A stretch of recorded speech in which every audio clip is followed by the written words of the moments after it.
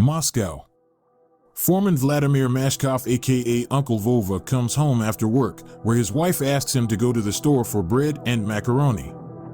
Near the bakery, a young man with a violin approaches him and draws his attention to a strange barefoot man who claims to be an alien. The stranger shows Mashkov and Gabriadze a small device, a teleportation machine, as he calls it, and asks for the number of their planet in the tincture.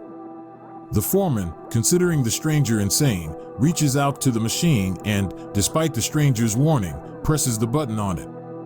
As a result, Uncle Vova and the violinist find themselves instantly alone in a sandy desert under the scorching sun. Realizing that they are in the Karakum Desert, they head randomly towards Ashgabat. On their way, an unknown aircraft lands, from which two people come out, one of whom is in a cage, and, having performed some strange ritual, begin to sort through the Earthlings' things. Taking Uncle Vova's coat and Gabriadze's fur hat, they fly away. Uncle Vova, annoyed that he could not agree to give them a lift to the city, lights a cigarette. Seeing a match in Uncle Vova's hands, the people on the aircraft immediately return, and one of them joyfully shouts "Kut-say," pointing to the matchbox. As a result, Uncle Vova promises to give Kut-say in exchange for a flight to the city. During the flight, it turns out that the owners of the aircraft can read thoughts, after which a conversation took place between them and the passengers. Uncle Vova and Gabriadze learn that they are in the Kin-dza-dza galaxy on the planet Pluk, whose inhabitants resemble humans and are capable of reading thoughts. The local Chatlan language consists of several words, although Plukans who read thoughts can quickly master foreign languages and speak them. The civilization of the planet Pluk, once powerful and technically more advanced than Earth, has degenerated. All technology is rusted and worn out, and barely works. The inhabitants walk around in dirty rags and eat edible plastic. The flora and fauna have been completely destroyed, and the oceans and seas have turned into luts, fuel. The cities, rusty and dilapidated, are buried in sand, making them indistinguishable from the rest of the desert. Art has degenerated into rhythmic shouts of coup, to the creaking roar of the bandura. The next most important thing on Pluk is drinking water, produced from the remains of unburned Lutz fuel. Formerly, Mr. Georgiy governs the planet. This Plukan is incredibly rich and noble. He lives in a hall that serves as a passageway to the prison and splashes around in a whole pool of precious water all day. Air from his quarters, the last breath of Georgiy, is pumped into a large air balloon for demonstration to all Plukans. The position of ordinary Plukans is quite precarious. They can be robbed and beaten by an armed translator representative of the Etzelop government with flashing lights on his head, who watches not so much for order as for compliance with rituals. The population of the Kin-dza-dza galaxy is divided into two categories, Chatlans and Patsaks, but the natives do not remember the difference and rely on the readings of a special device called a visualizer. When the device is pointed at a Chatlan, an orange indicator lights up, and when pointed at a Patsak, a green one. Pluk is a Chatlan planet, so Patsaks on Pluk are discriminated against. They are required to wear a special bell in their nose, tsak, and when meeting with a Chatlan, they must bow, sit down in front of him in a special way. They are subject to harsher punishments for offenses, and Patsak artists are only allowed to perform in an iron cage. Segregation in public transport also takes place. Uncle Vova and the violinist, according to the visualizer, are Patsaks and are looking for a way to return to Earth.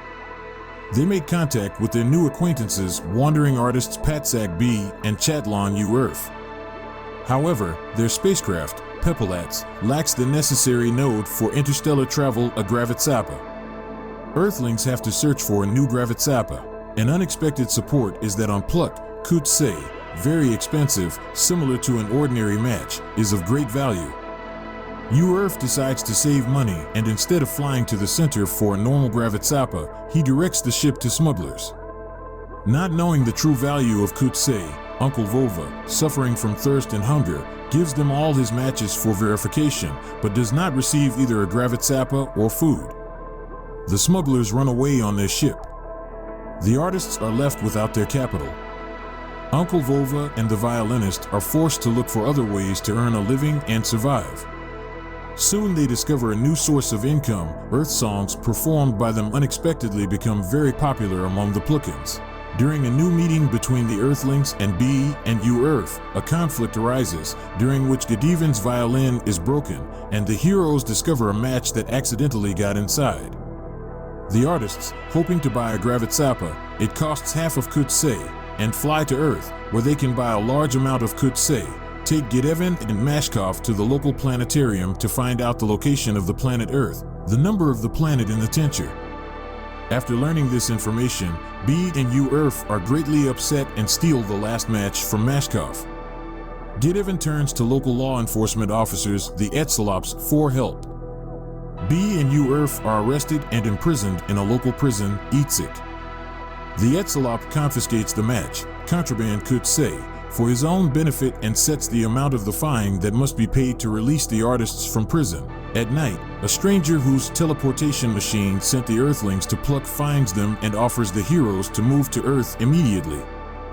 However, conscientious Vladimir Nikolaevich refuses to return because he cannot abandon the artists in trouble. The stranger disappears. Among the things, Mashkov finds a Gabriadze that Gedevan took from the planetarium as a souvenir to show to scientists on Earth without knowing what it was. To free the artists, the Earthlings earn money for their release by performing songs and following humiliating rules. During one of their performances, they meet the same smugglers who stole a box of matches from Uncle Vova. The rich leader in raspberry pants generously rewards the Earthlings for their performance, but all the money they earned is taken away by the Etzalop that appeared in time, and he explains to them the new order of Mr. Prej's put on muzzles and be happy to the losers. This turns out to be the last straw for the heroes. The intelligent Gedevan is the first to rebel, followed by Uncle Vova, who is used to the working environment. And here they discover that the cunning and greedy representatives of the authorities, who are used to unquestioning obedience, themselves easily fall for trickery, and when deprived of weapons, become completely helpless and very sensitive to direct violence. The heroes take the Etzalop hostage, pass through the chambers of Mr. Prejay himself, frightening him and his entourage with their determination, and independently release U Earth and B from the Etzalop. However, it is difficult to return to the anti-Ter Earth with a Pepelats and a Gabriadze, as the planet Alpha, whose inhabitants despise the passionate eaters of the Kin-dza-dza galaxy, is on the way between Pluck and Earth. B and U Earth, hiding this fact from the Earthlings, take them to the dead, war-torn Patsak planet Hanit. There they explain to the Earthlings the essence of the problem and offer to stay with them instead of returning to Earth, in order to accumulate money, buy out this planet and manage it to make future settlers crawl on all fours and spit on them. The impressed artists decide on a risky plan to slow down the Pepelats on the orbit of Alpha, catapult the Earthlings onto its surface, and then return back to the Kin-dza-dza galaxy. However, the brakes of the Pepelats fail. B and U Earth are at the mercy of the inhabitants of Alpha, and they turn them into plants. The local leader Abradox offers the heroes a choice, either return them to Earth or back to the past when they could decide their own fate. Uncle Vova asks to return them to the past, back to Pluck.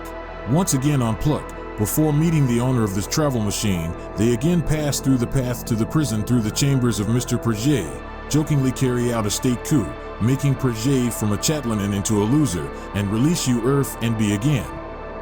The Earthlings offer the unfortunate Pluckins to fly to Earth, but the Pluckins refuse, stating that the Earthlings have no purpose in life.